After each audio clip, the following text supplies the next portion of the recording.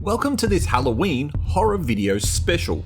When it comes to horror movies, China isn't the country you would ever associate with great horror films. If you've watched some of the videos on my channel, you'll know they're mostly laughable. But every now and then, a decent or at least enjoyable horror movie is released. Here are 5 Chinese horror movies that are worth your time watching this Halloween, if you're after something different. The movies contained in this video are my opinion based on the horror movies I've seen, and only include films from mainland China, not Hong Kong or Taiwan, because they actually make good horror movies worth watching, like Detention or Rigor Mortis. Where possible, I've left a link to a website you can legally watch the movie. You might need to use a VPN to access some of them depending on your location.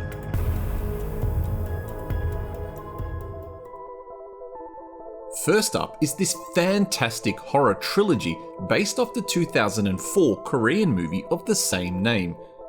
The original Korean director, Ah Byung-ki, is behind the helm of this trilogy, and his inclusion has made this probably the best mainland Chinese horror movie series to date.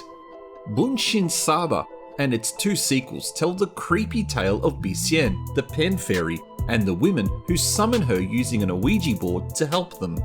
All 3 movies are set in a creepy old house, and are technically not related to each other, just sharing both this element and the mysterious young daughters of each lead character.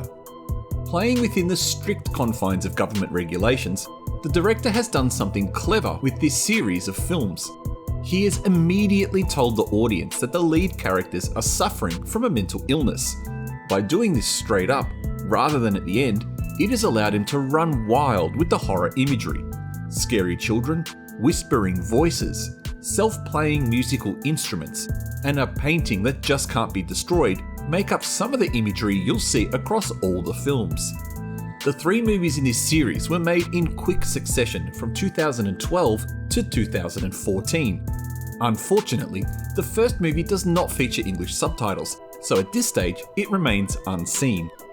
Given the choice between parts 2 and 3, part 3 is definitely creepier and has the higher rating. But if you're a fan of Korean actress Han Byul-pak from the Korean movie Wishing Stairs, then part 2 is the one you want to watch. Either way, I don't think you'll be disappointed.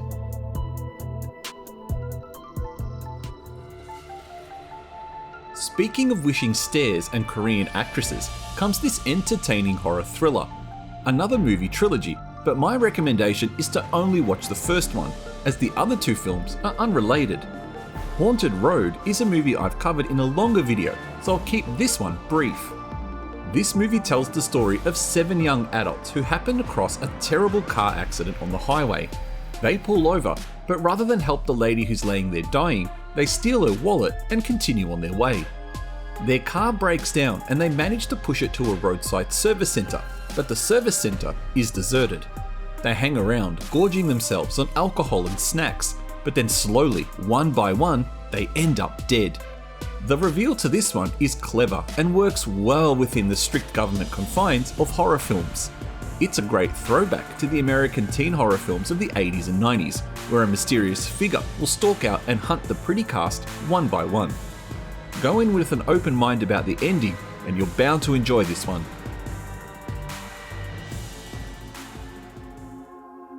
If you're after something that's more of a mystery thriller with strong horror elements, then this 2015 movie from famed Hong Kong director Danny Pang, one half of the Pang brothers who made the excellent The Eye trilogy, could be right down your alley.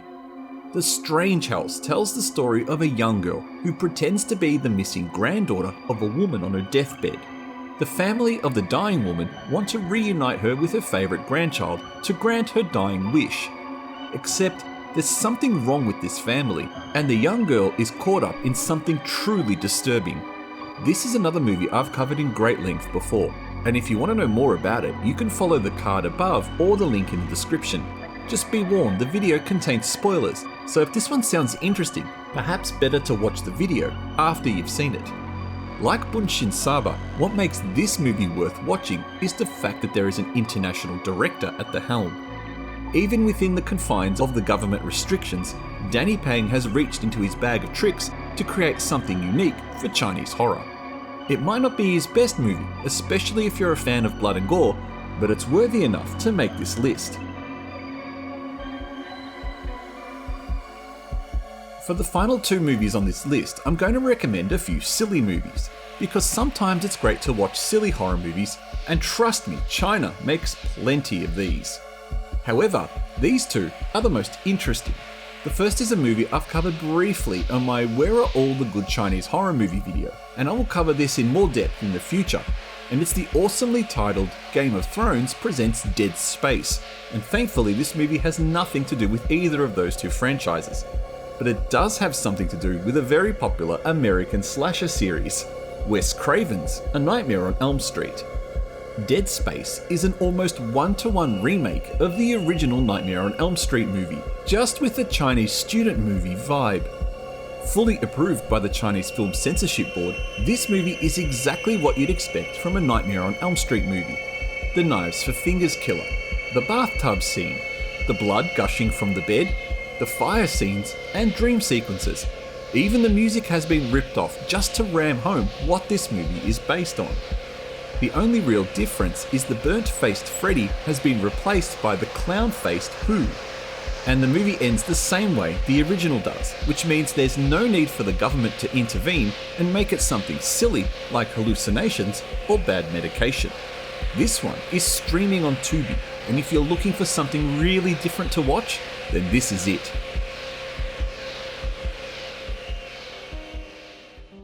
And a Chinese horror movie list wouldn't be complete without an entry from horror movie sweatshop Film Moon. This is a company that has pumped out a couple of dozen very samey horror movies over the last half a decade. Most of their movies are utter rubbish, explained by characters wearing rubber masks or suffering mental illnesses, which can frustrate you as a viewer, but leave you howling in laughter as well. So if you had to watch one terrible Film Moon movie, which one would I recommend? Well, there's actually a few I could recommend. The Haunted Dormitory series isn't too bad, with two titles in the series, White Paper Girl and Marionette Teacher, both featuring the same cast playing the same characters. Or you could watch the ridiculous haunted graduation photo movies. Then there is the hilarious haunted cinema movies, or the even worse Under the Bed trilogy. If you want something really bad, you could check out Frightening Embroidery Shoes. But a good Film Moon movie? Well, as much of an oxymoron as that is, the one I probably had the most fun with is Ghost in Barbers. This ridiculous film about a ghost in a barbershop/hairdressing salon, which also doubles as a hotel, is worth watching alone just for the premise. Add in some silly characters, terrible script, stupid scenarios, overacting, bad effects, and the typical Film Moon ending, and you don't have a classic, but rather something so outrageously over the top, you can't help but laugh all the way through it. And if a horror movie isn't going to try and scare you, it should at least make you laugh, right? Well, that's a look at 5 very different mainland Chinese horror movies that you can consider for Halloween night or beyond. If you're new to my channel, I take a weekly look at different Chinese horror movies and tell you how the ending is explained based on restrictions applied by the government. If you enjoyed this, consider liking the video and subscribing, and hopefully I'll see you around.